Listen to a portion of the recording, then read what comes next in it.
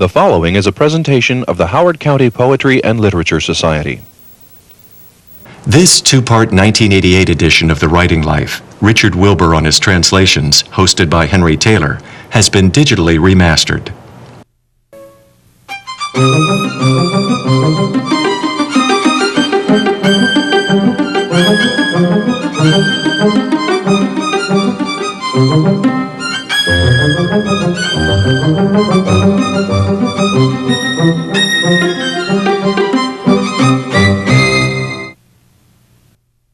Hello, I'm Henry Taylor, and I'm privileged to welcome today Richard Wilbur, the Poet Laureate Consultant in Poetry to the Library of Congress, and by extension to the United States. The wit and depth and formal elegance and technical brilliance of his poems are by now so well known and have been so widely and often praised that it's a wonder to me it doesn't occur to him sometimes to want to break out into hairy formlessness, offending all.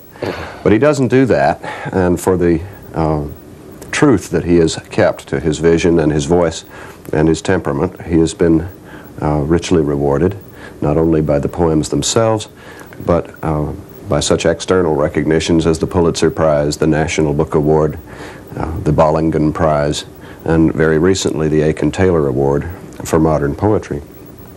What we're going to be talking about is the fact that over time he has also become one of the best verse translators, in my opinion, one of the best who ever lived. The bulk of his work in that line has been in doing 4 plays by Moliere and 2 by Racine, but at the moment we're going to restrict ourselves to talking about some shorter lyric poems from French, Italian, Spanish, Portuguese, and Russian. It's nice to have you with us. Good to be about. Thanks. I wonder if you could start by doing the little Rondeau by Charles Baudelaire, and we could start with that and then... Delighted. This is sometimes called a rondeau and sometimes called a rondelle, and I don't think I can expound the difference right now. It's by Charles Baudelaire, Rondeau. The year has cast its cloak away that was of driving rains and snows, and now in flowered arras goes, and wears the clear sun's glossy ray. No bird or beast but seems to say in cries or chipper tremolos, the year has cast its cloak away that was of driving rains and snows. Stream, brook, and silver fountain play, and each upon itself bestows a spangled livery as it flows. All creatures are in fresh array. The year has cast its cloak away. The thing that strikes me about the shorter poems that you've brought over from French particularly is that they are totally achieved in English. There is nothing straining, even against that rather difficult and repetitive little form, whichever it turns out that it actually is. And yet, when you go back and look at the original, you find that there has been no betrayal of the other than to bring it over into another language, which is a violence of considerable dimensions, I suppose. When did you start doing this? I don't think there are any translations published in your first couple of books. I think there were 1 or 2, I think, in my second book, Ceremony. I had a couple from Phillipe de Thaun. Oh, yes, that's right, yeah. Maybe one from an Ode to Pleasure by La Fontaine. Those were amongst my earliest attempts on French lyrics. What got you? What made you decide you wanted to do this? Had you been fiddling around with it for a long time before, or this particular poem? No, translation in general. Well, one thing that got me going was that when I was at Harvard Graduate School in the late 40s, one of my best friends was Andrei Dubouché, who's a pretty well-known French poet now. And I had another friend named Pierre Schneider, whose favored language was French. And they both got me interested in things French and in the French language, in particular French books. And in some cases they would say to me, you ought to see if you can't translate that. So it got going almost like a high-toned parlor game between me and those two friends. A polite dare. Yes. Yeah. And then it really does become a kind of challenge, I guess, at some point, because you do run up against things that have caused other people enormous amounts of trouble sometimes. I suppose you must have had the experience of wanting to translate something and working on it for a while and deciding that it really wasn't going to work? Yes, that's happened to me. I haven't had the experience of finding out that I didn't like the original. Right. In almost all cases, I've been drawn to the original, or it's been sensitively pointed out to me as something that I ought to translate.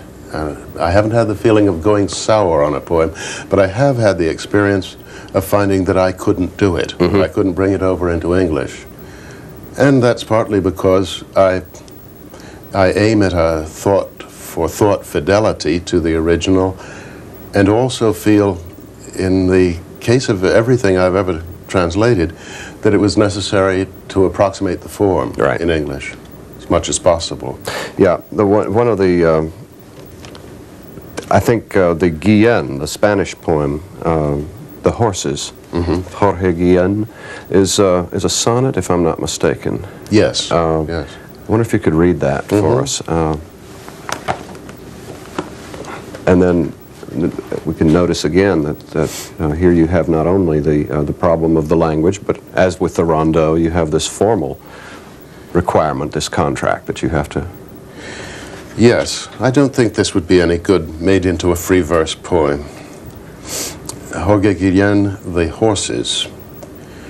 Shaggy and heavily natural, they stand immobile under their thick and cumbrous manes, pent in a barbed enclosure which contains, by way of compensation, grazing land.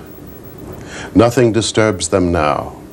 In slow increase they fatten like the grass, doomed to be idle, to haul no cart or wagon, wear no bridle, they grow into a vegetable peace. Soul is the issue of so strict a fate. They harbor visions in their waking eyes, and with their quiet ears participate in heaven's pure serenity, which lies so near all things, yet from the beasts concealed. Serene now, superhuman, they crop their field. I think that's an amazing poem and an amazing translation. I want to jump fairly quickly and without too much discussion to one that came to my attention, I guess, first when I was a graduate student working with our friend William J. Smith on French symbolist poetry, and I found the Baudelaire. I think you retain the French title in your version. I think L'Invitation au Voyage, the invitation to the voyage. Yes. And I think we've got time to hear the whole thing, which is I held on to the French title because it really doesn't sound very probable in English. It sounds stranger than in Invitation French. to the Voyage. Invitation to the Voyage. Sounds like a page out of an advertising page out of the New Yorker or something. Yes. Yeah. Something S.J. Perelman would quote. Well, this is Baudelaire's L'Invitation au Voyage. My child, my sister, dream how sweet all things would seem were we in that kind land to live together, and there love slow and long, there love and die among those scenes that image you, that sumptuous weather. Drowned suns that glimmer there through cloud disheveled air move me with such a mystery as appears within those other skies of your treacherous eyes when I behold them shining through their tears. There is nothing else but grace and measure, richness, quietness, and pleasure. Furniture that wears the luster of the years softly would glow within our glowing chamber. Flowers of rarest bloom, proffering their perfume, mixed with the vague fragrances of amber. Gold ceilings would there be, mirrors deep as the sea, the walls all in an eastern splendor hung. Nothing but should address the soul's loneliness, speaking her sweet and secret native tongue.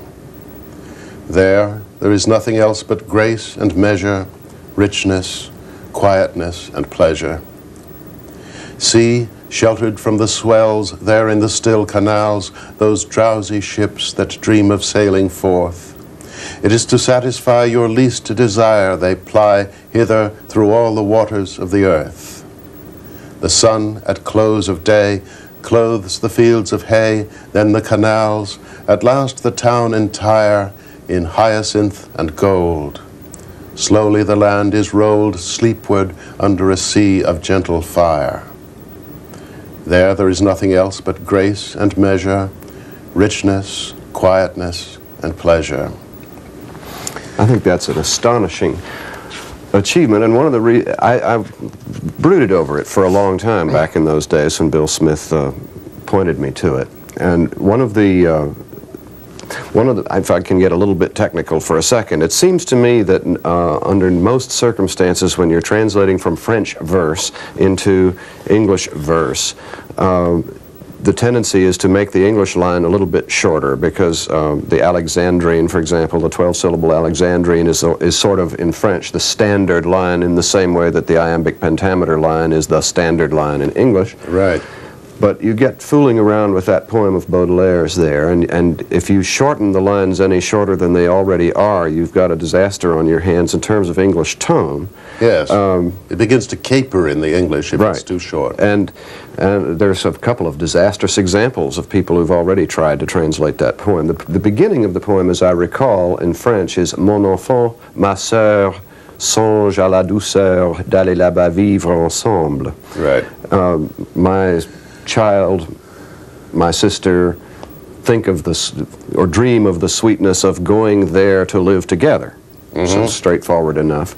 And my child, my sister, dream how sweet all things would seem were we in that kind land to live together. There's a couple of sort of notions snuck in there, that kindness and so forth, which seem to me to really to have been extracted some way or another out of the spirit of Baudelaire's intent in the poem and maybe elsewhere in Baudelaire's work. I think you're right there, that what I've done has been to reach down into the rest of the poem where Baudelaire talks about this land which would mirror the soul. Right. And mirrors deep as the sea. And anticipate that idea by the word kind, which suggests akin. Right. But the lengthening lines is almost a kind of radical or a startling approach when you're translating from French into English, and yet it doesn't seem in the final analysis at all radical. When you think of other ways that other poets have begun it, I can think of two. My sister, my child, how life would have smiled at us two together down there, is one. Yeah. And it has a kind of... Roy Campbell, who was, of course, a wonderful translator, and did some of Baudelaire very well, blew it on this one also.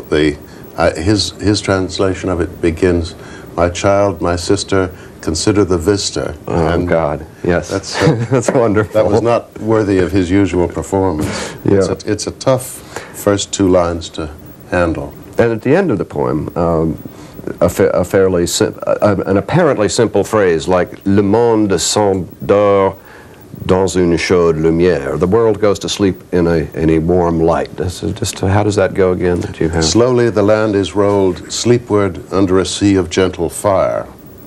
That's wonderful. Yes. Yeah. I feel that I've added something there, but I hope it's consonant with what I'm really translating, with the thought I'm translating. There's one, of course, inevitable failure in this translation, and that's the refrain. Nobody is satisfied with anybody's attempt upon the refrain of this poem. The volupté is something a little different from pleasure. I don't know how. It's a little different from any other word we've got, I think. I think so, yeah. Yes.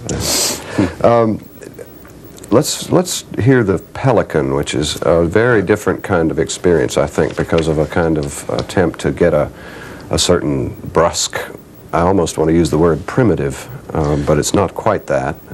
I think primitive is a good word for it, as people refer to primitives in European painting. This is a medieval poem which has a lot of charm, but a certain artlessness about it, and I did try to reproduce some of the artlessness. This is a bestiary poem from an Anglo-Norman bestiary by Phillipe de Thaun, and it has the usual structure of the bestiary poem. You first get a description of the creature, beginning with a little bit of suspicious explanation of the name, and then you have a significatio. You have the discovery of a moral or religious meaning in the creature. Well, the pelican. Pelicanus is the word for a certain breed of bird who truly is a crane. Egypt is his domain. There are two kinds thereof. Near to the Nile they live. One of them dwells in the flood.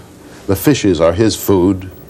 The other lives in the isles on lizards, crocodiles, serpents, and stinking creatures, and beasts of evil nature.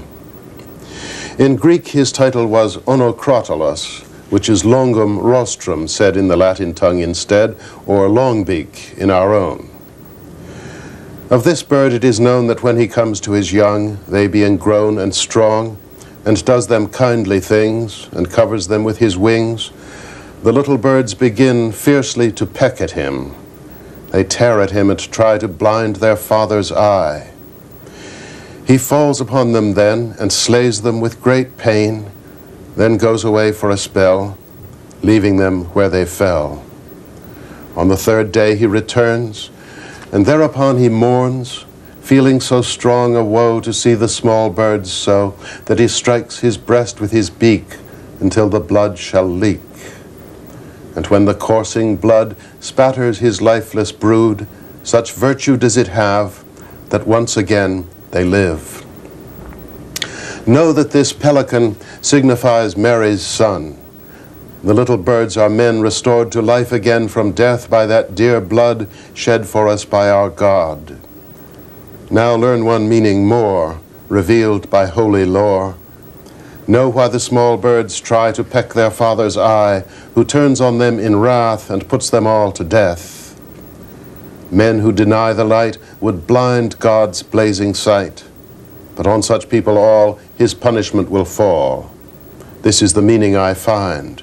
Now bear it well in mind. Thanks. A later poet, I think, as Villon postdates Phillipe de Thaun. Yes. Combines, it seems to me, a kind of ruggedness related to what we've just heard, but also a kind of elegance which you were able to fasten on in, say, Ballade of the Ladies of Time Past, Ballade des Dames du Temps Jadis. That famous, which is a famous, you go up against something difficult there, because yes. Everybody has in mind that old refrain that was done by, I guess, Rossetti. Rossetti, yes, he did some beautiful things from Villon. Of course, he was a very great translator. I think his translation of Villon's poem for his mother, her poem Pour prier Notre Dame, is it? Well, yes, that's a honey. Couldn't improve on that. It seems to me that he blew it a little with this most famous of Villon's ballades, even though he put into our memories forever his version of the refrain, where are the snows of yesteryear? Yeah. Well, here's my attempt on it. Oh, tell me where, in lands or seas, Flora, that Roman belle, has strayed, Taius or Archipiades, who put each other in the shade, or Echo, who by bank and glade gave back the crying of the hound, and whose sheer beauty could not fade. But where shall last year's snow be found? Whereto is learned Eloise, for whom shorn Abelard was made a tonsured monk upon his knees? Such tribute his devotion paid. And where's that queen who, having played with Buridan, had him bagged and bound to swim the Seine thus ill arrayed? But where shall last year's snow be found? Queen Blanche, the fair, whose voice could please as does the siren's serenade, great Bertha, Beatrice, Alice, these and Arembourg whom Maine obeyed, and Joan, whom Burgundy betrayed, and England burned, and heaven crowned. Where are they, Mary, sovereign maid? But where shall last year's snow be found? Not next week, prince, nor next decade, ask me these questions I propound. I shall but say again, dismayed, ah, where shall last year's snow be found? There's a couple of things in that. I don't want to take up too much more time because I want us to hear 2 or 3 more, but I just can't help mentioning that there's a wonderful place in the first 4 lines of that poem where we have a kind of expression like birds of a feather. The first 4 lines, I think, literally are something like, tell me where in what country is Flora the beautiful Roman, Archipiades or Thais, qui fut sa cousine Germaine, who was her cousin German, first cousin, something like that. And it means, what he means, it's not an idiomatic expression, it's that directly translates into they were equals, they were birds of a feather, they were peas in a pod, they were equal, and Rossetti has neither of them the fairer woman, which is, it has a kind of accuracy about it that is deadly. Yes, he's right on. And just the first 4 lines again, if you would. Oh, tell me where, in lands or seas, I put the seas into it, of course. Oh, tell me where in lands or seas, Flora, that Roman belle, has strayed. Thais or Archipiades, who put each other in the shade. Yeah. You know, I was going in that line for something you spoke of, a certain rough side to Villon. I think if Rossetti misses anything in his famous translation of this ballad, it is the doubleness of Villon's voice. A lot of the women in this poem are of the greatest nobility and moral stature. People like Joan of Arc, people like the Virgin Mary. There are also quite a number of disreputable women in the poem, and they're all mixed together by Rossetti's perversity, although when he speaks of Joan or of the Virgin, it is with a pure piety he always had in religious matters. Yeah, yeah. I want to go on to some poems from languages that you don't know very well. Might get into that issue a little bit. If you could read Phone Booth, maybe, and Lot's Wife. Right. This is the Phone Booth is by Andrei Voznesensky. Yes, and it is a poem from a language I've tried to study a little on my own hook, but don't pretend to know well at all. And I can't do anything from Russian without linguistic help, without the help of somebody like Max Hayward or Patricia Blake or others I could name. Andrei Voznesensky's Phone Booth. Someone is loose in Moscow who won't stop ringing my phone. Whoever it is listens, then hangs up. Dial tone. What do you want? A bushel of rhymes or so? An autograph? A bone? Hello? Dial tone. Someone's lucky number, for all I know, is the same worse luck as my own. Hello? Dial tone. Or perhaps it's an angel calling collect to invite me to God's throne. Damn, I've been disconnected. Dial tone. Or is it my old conscience, my power of choice to which I've grown a stranger and which no longer knows my voice? Dial tone. Are you standing there in some subway station, stiff and hatless in the cold, with your fingers stuck in the dial as if in a ring of gold? And is there outside the booth a desperate throng, tapping its coins on the glass, chafing its hands, like a line of people who had been waiting long to be measured for wedding bands? I hear you breathe and blow into some remote mouthpiece, and as you exhale, the lapels of my coat flutter like pennants in a gale. Speak up, friend. Are you deaf and dumb as a stone? Dial tone. The planet's communications are broken. I'm tired of saying hello. My questions might as well be unspoken. Into the void my answers go. Thrown together, together with you unknown. Hello, hello, hello there. Dial tone, dial tone, dial tone. Well, that's marvelous. We're going to be running out of time here fairly soon, but I do want to, before we do that, thank you again for being here and ask you if you'll read just one more. Call it, and I shall. The new one by, I don't know that I can pronounce this name quite accurately, Vincinus de Moraes. Yep, that's the fine. Portuguese. A Portuguese poet, that is a Brazilian poet, from whose Portuguese I translated with the help of a man named Brazil, actually. About when does his work turn up in our... He's lately died, but he's pretty much a contemporary poet, a 20th century Brazilian poet. And this is a poem, apparently, about the fact that he and his wife had a first child who was a girl and who was stillborn. And then a second child, also a girl, who lived. It's called Song. Never take her away, the daughter whom you gave me, the gentle, moist, untroubled, small daughter whom you gave me. Oh, let her heavenly babbling beset me and enslave me. Don't take her, let her stay, beset my heart and win me, that I may put away the firstborn child within me, that cold, petrific, dry daughter whom death once gave, whose life is a long cry for milk she may not have, and who in the night time calls me in the saddest voice that can be, Father, Father, and tells me of the love she feels for me.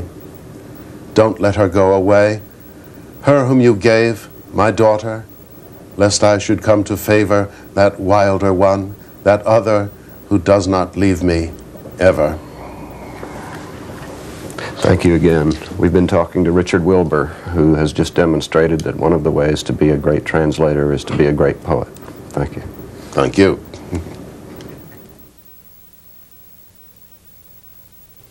The translations read by Richard Wilbur on today's program may be found in his New and Collected Poems, published by Harcourt Brace Jovanovich. The translations read by Mr. Wilbur on today's program were Rondeau by Charles Baudelaire from the French, The Horses by Jorge Guillen from the Spanish, L'invitation au voyage by Charles Baudelaire from the French, The Pelican by Phillipe de Thaun from the French, Ballade of the Ladies of Time Past by François Villon from the French, Phone Booth by Andrei Voznesensky from the Russian, and Song by Vincinus de Moraes from the Portuguese.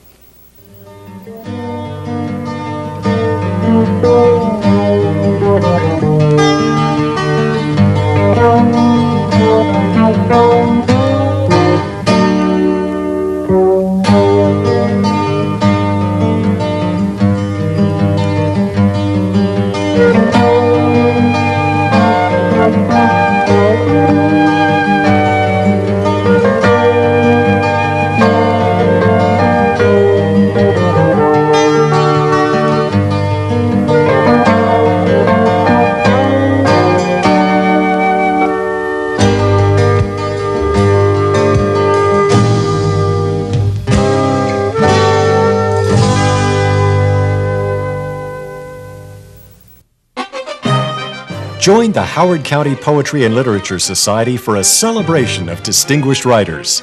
Joko Palizzo brings nationally and internationally recognized authors to both stage and screen. The Writing Life features a personal look at these writers and their craft. For more information on this prize-winning nonprofit organization, call 410-730-7524 or visit our website.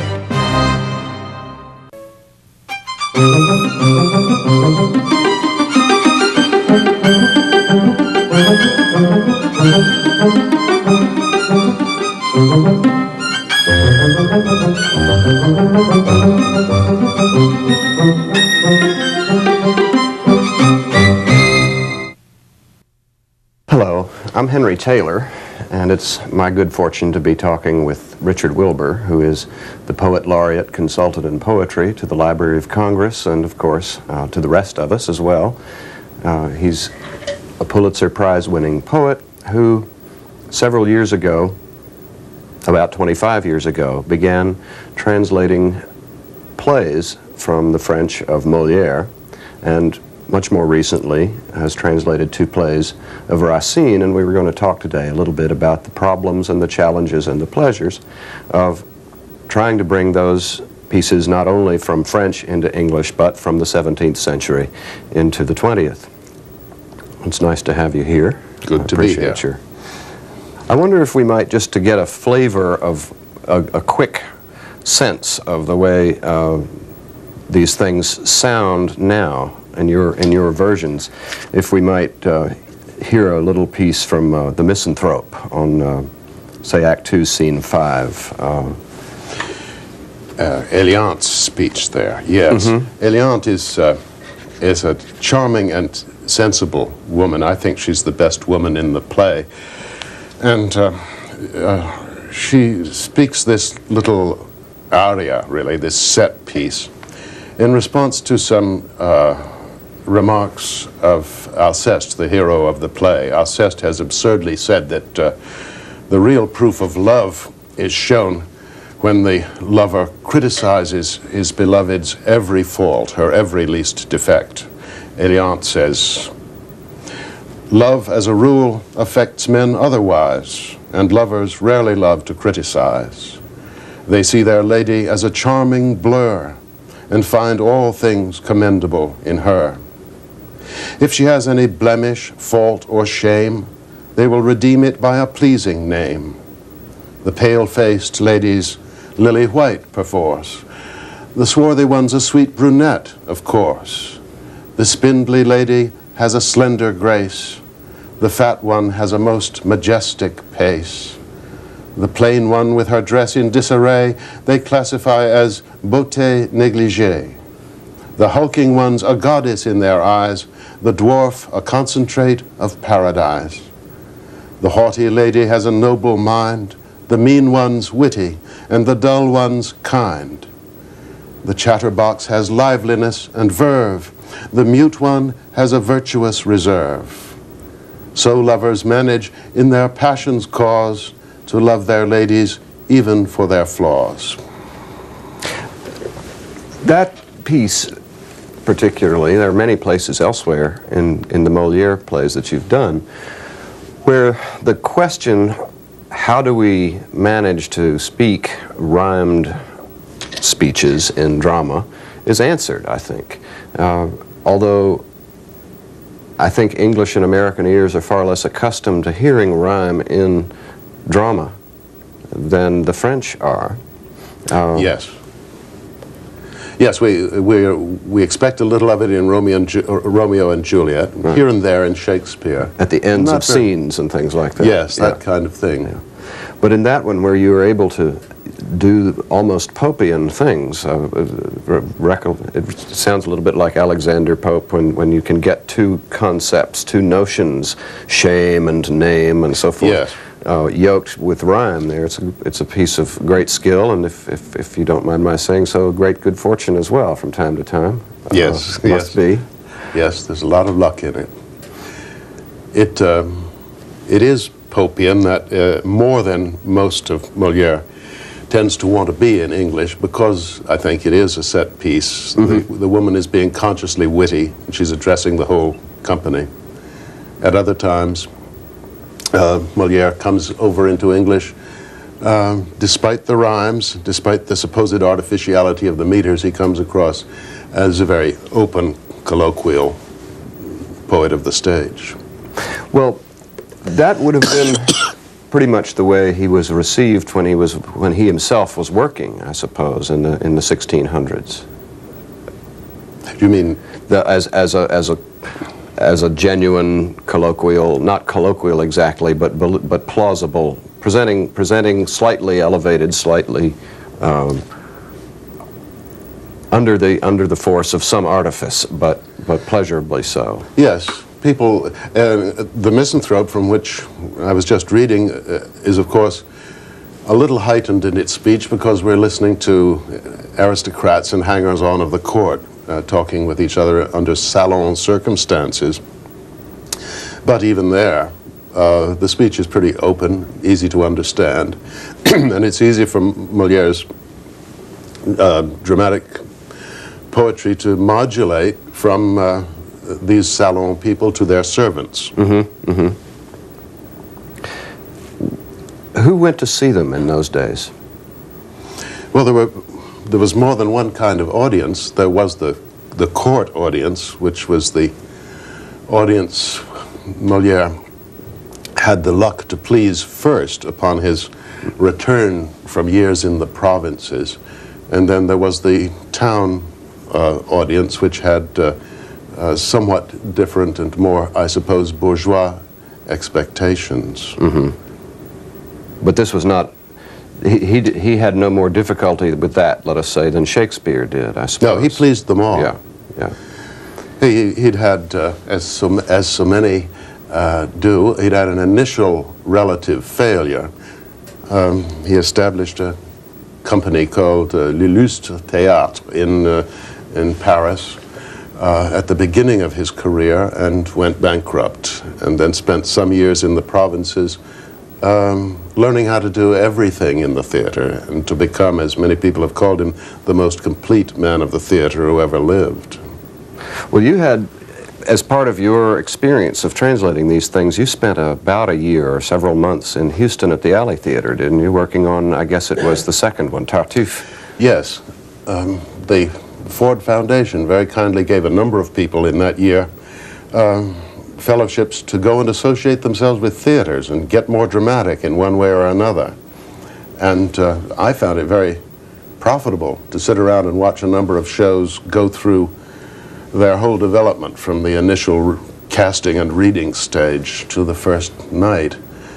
And I came out of that experience with an improved sense of how to choose between 3 or 4 faithful ways to translate a line, how to choose the one that an actor could best speak, could make most expressive. I expect that my translations of Moliere steadily improved as I knew more and more about actors and the real stage. I have no doubt of it. I wanted to read a few lines from Tartuffe. It's from Act 4, I guess, Scene 5, where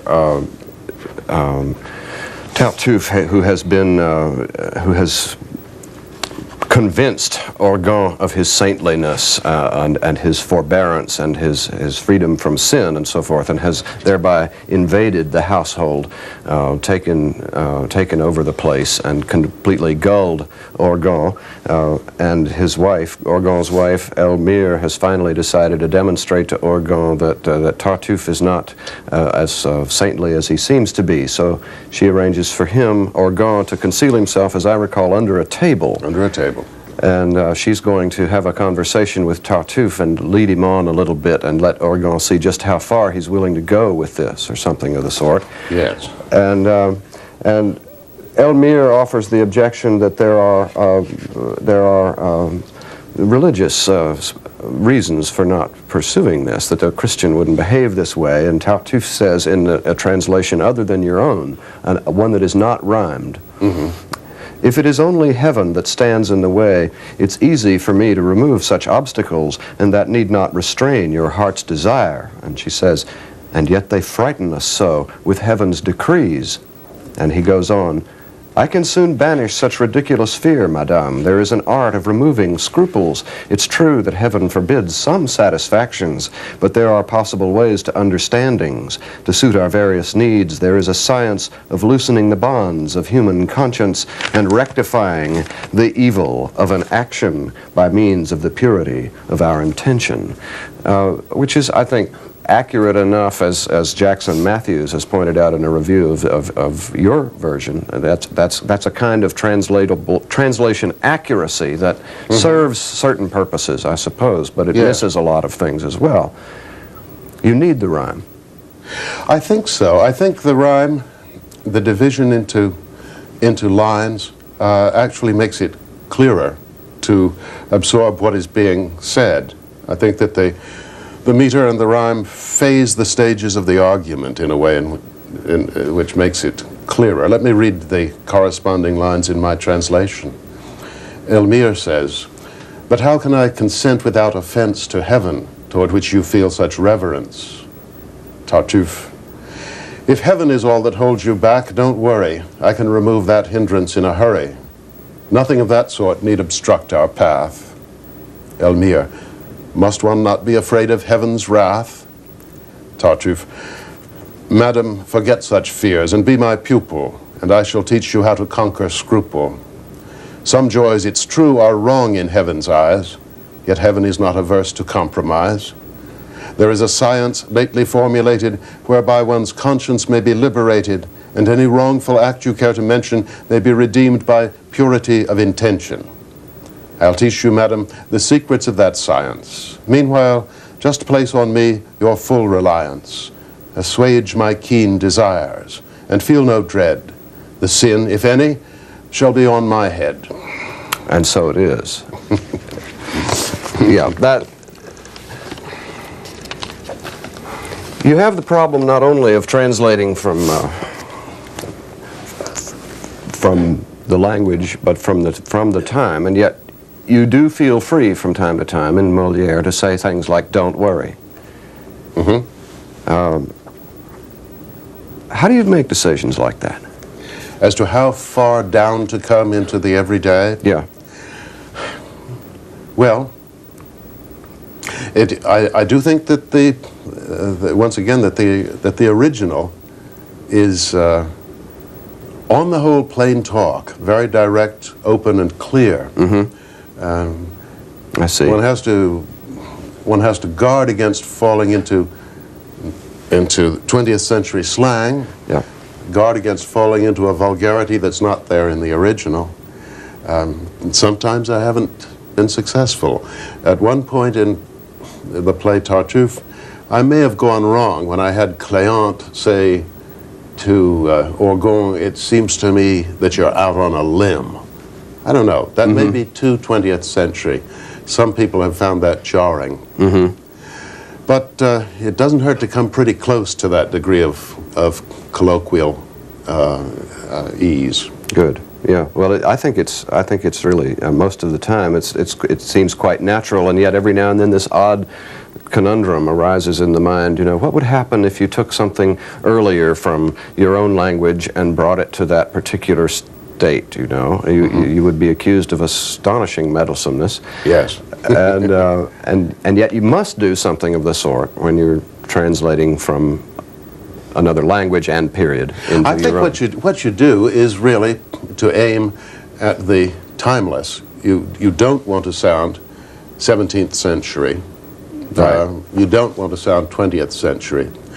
And there are a lot of words that and phrases that sound neither, that are timeless. For example, the crucial speech, the crucial short speech in Racine's Andromache is "Who told you to?" And that's not 17th century. That's not 20th century. It's any time at all. Right. I wonder if we could hear another slightly longer piece, the chunk out of The Learned Ladies, the speech that begins, "Sister, I am addressing you," and it's a little stern and anti-feminist in some ways, maybe, but... Yes, I think if Chrysal, the head of the household in Learned Ladies, weren't a weak character, we might take his anti-feminism amiss. It matters very much what Daddy does in any Molière play, because the father was the head of the house.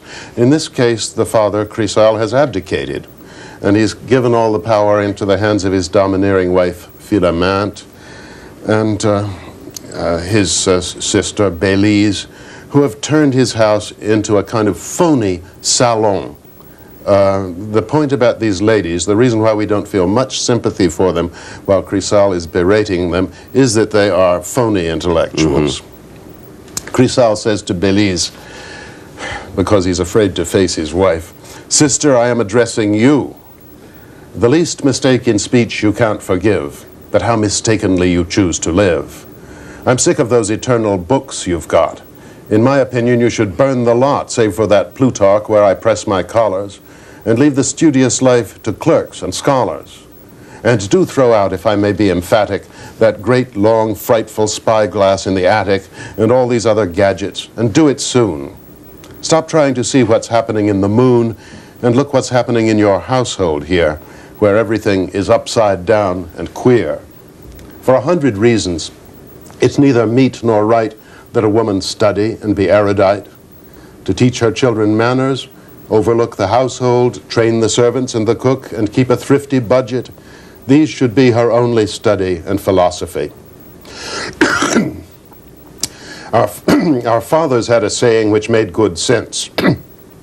A woman's polished her intelligence enough, they said, if she can pass the test of telling a pair of breeches from a vest. Their wives read nothing, yet their lives were good. Domestic lore was all they understood, and all their books were needle and thread with which they made their daughters' trousseaux stitch by stitch. But women scorn such modest arts of late. They want to scribble and to cogitate. No mystery is too deep for them to plumb.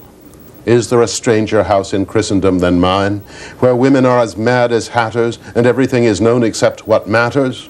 They know how Mars, the moon, and Venus turn, and Saturn, too, that's none of my concern. And what with all this vain and far-fetched learning, they don't know if my roast of beef is burning. My servants, who now aspire to culture too, do anything but what they're paid to do. Thinking is all this household thinks about, and reasoning has driven reason out. One spoils a sauce while reading the dictionary. One mumbles verses when I ask for sherry. Because they ape the follies they've observed in you, I keep 6 servants and am not served. Just one poor wench remained who hadn't caught the prevalent disease of lofty thought. And now, since Vaugelas might find her lacking in grammar, you've blown up and sent her packing. Sister, I'm speaking to you, as I said before. These goings-on I censure and deplore. I'm tired of visits from these pedants versed in Latin, and that ass Trissotin's the worst. He's flattered you in many a wretched sonnet. There's a great swarm of queer bees in his bonnet. Each time he speaks, one wonders what he's said. I think myself that he's crazy in the head. That's marvelous. But you come to a very different kind of a problem when you've got to take the same meter and the same rhyme scheme and apply it to tragedy, which is inherited from Greek and comes to us through, I guess, the slightly later. Racine comes a little after Moliere by. I suppose the dates pretty much overlap. Yes, pretty contemporaneous. But there is that. I mean, here you can do things like rhyming sonnet and bees in his bonnet, and yes, and we make these little adjustments of our ears, knowing what's going on, and yet a wholly different set of adjustments has to be made when we hear something like the speech at the end of Phaedra about the death of Hippolytus. I wonder if you'd read that for us. Yes, I surely will. This is well, I suppose I ought to say 1 or 2 words about the plot. King Theseus of Athens has been convinced that his son Hippolytus has made an attempt upon his queen's virtue. This isn't true, but Theseus believes it long enough to ask that Neptune destroy his son, and long enough to banish his son, to send Hippolytus off into banishment. As soon as he's done that, he begins to suspect that Hippolytus isn't guilty. He wishes he could take back his curse and his banishment of Hippolytus, but it's too late. And as scene 6 of Act 5 begins, Hippolytus' old tutor Theramenes appears, and Theseus speaks to him. Theseus, is it you, Theramenes? Where have you left my son? You've been his mentor since his tenderest years. But why do I behold you drenched in tears? Where's my dear son? Theramenes, too late, sire, you restore your love to him. Hippolytus is no more. Theseus, gods. Theramenes, I have seen the best of mortals slain, my lord, and the least guilty I maintain. Theseus, my son is dead. What? Just when I extend my arms to him, heaven's haste has caused his end. What thunderbolt bereaved me? What was his fate? Theramenes, scarcely had we emerged from Troy's gate. He drove his chariot, and his soldiery were ranged about him, mute and grave as he. Brooding, he headed toward Mycenae. Lax in his hands, the reins lay on his horses' backs.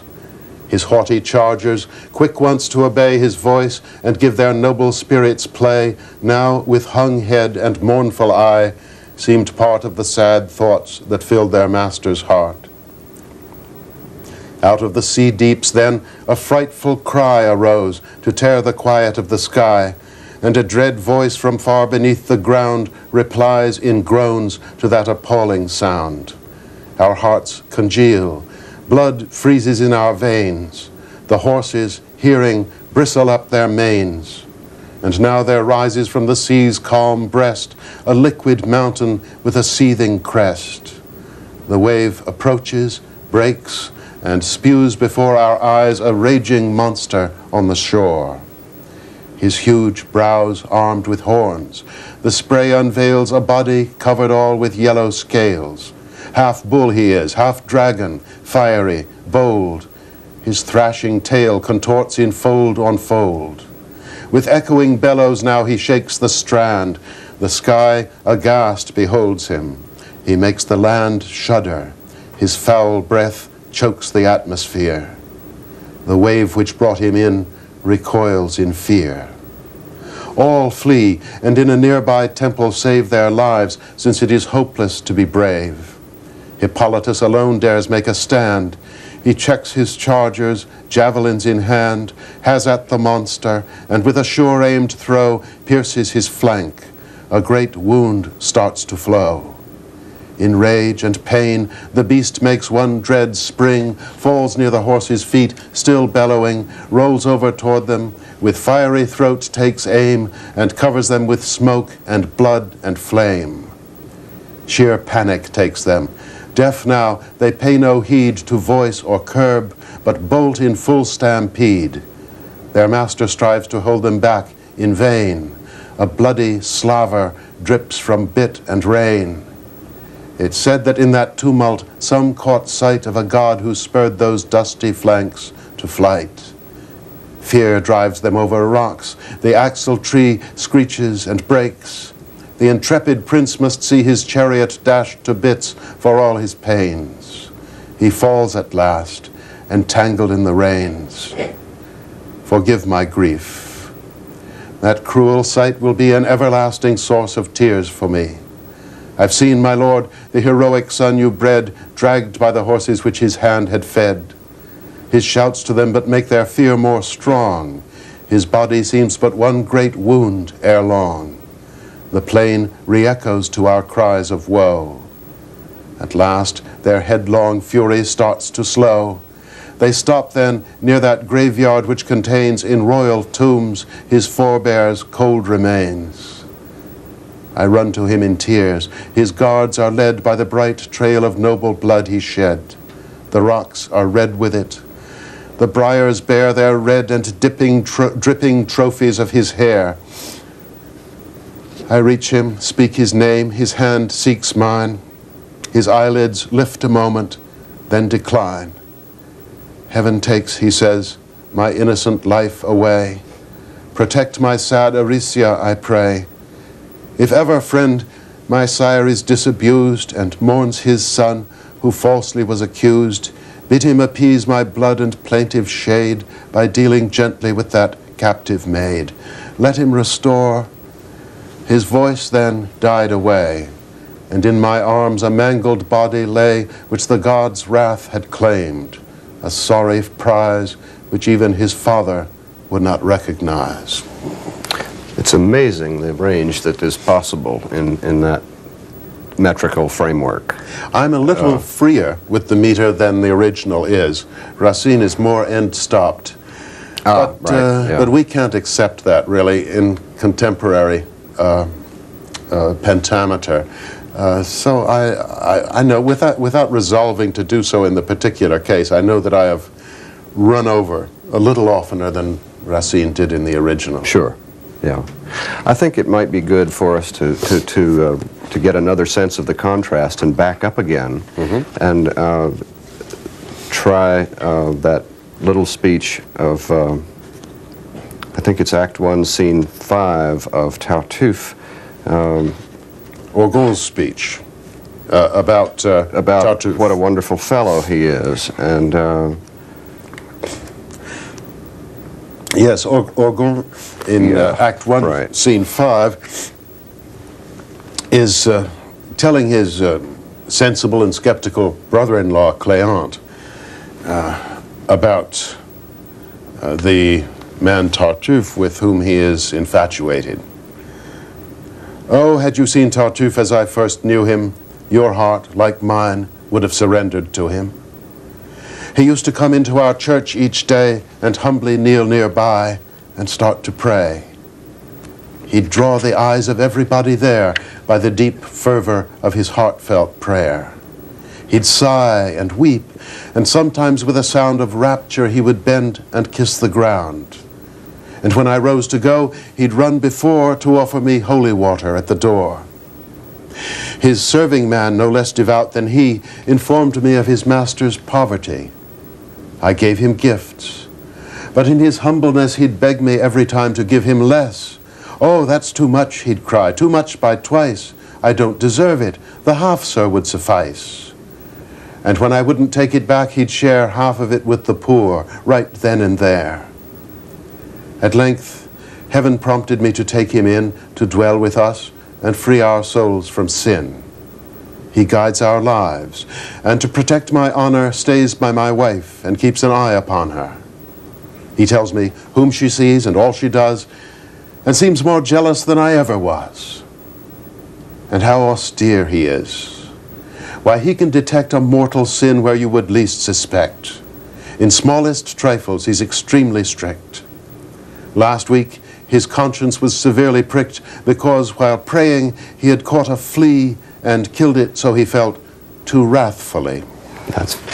Thank you, not only for being here with us, but for those amazing translations. Richard Wilbur. Thank you, Henry.